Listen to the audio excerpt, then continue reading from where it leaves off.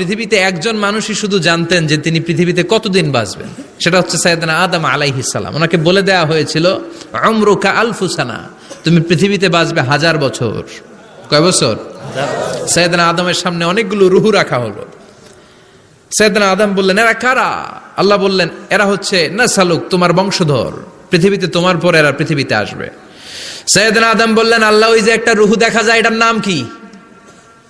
আল্লাহ বললেন, হাদা ইবনুকা দাউদ, এটা তোমার ছেলে দাউদ, সে দুনিয়াতে নবী হয়ে আসবে, তার ছেলে সুলাইমানও নবী হয়ে আসবে। সাইয়েদনা আদম বললেন, মাবুদ, আমার ছেলে দাউদের কত বছর হায়াত আপনি দিয়েছেন? আল্লাহ বললেন, 40 সানা, মাত্র 40 বছর, 4 ইয়ার্স, 40 বছর তোমার ছেলেটা বাঁচবে। ও আল্লাহ, আমি বাঁচবো কয় বছর? তুমি বাঁচবা 1000 বছর। সুবহানাল্লাহ।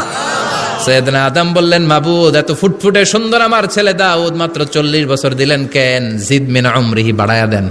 কি করেন? সুপারিশ করতেছে পোলার লাইগা। কে? বাবা। আল্লাহ আপনি বাড়ায়া দেন। আল্লাহকে বাড়ানো যাবে না, লেখা হয়ে গেছে। রুফিআতিল আকলাম ওয়া জাফফাতিস সুহুফ, কলম তুলে নেওয়া হয়েছে আর কালি শুকায় গেছে, আর কিছু করা যাবে? সাইয়েদনা আদম বললেন, মাবুদ, আমার 1000 বছর কেন দিলেন? আমার এই সুন্দর ফুটফুটে ছেলেটারে মাত্র শুধুমাত্র 40 বছর কেন দিলেন? ও মাবুদ, আমার 1000 বছরের দরকার নাই, আমার 1000 বছর থেকে 60 বছর আমি আমার ছেলেরে দিয়ে দিলাম।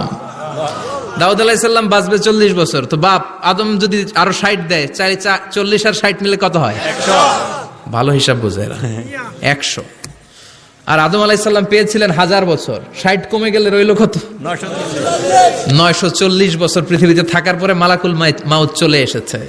কারণ এটা on time, the death will come on time, it never late, কখনো দেরি হয় না। আল্লাহ বললেন, লিকুল্লি উম্মাতিন আজালুন ফাইযা জা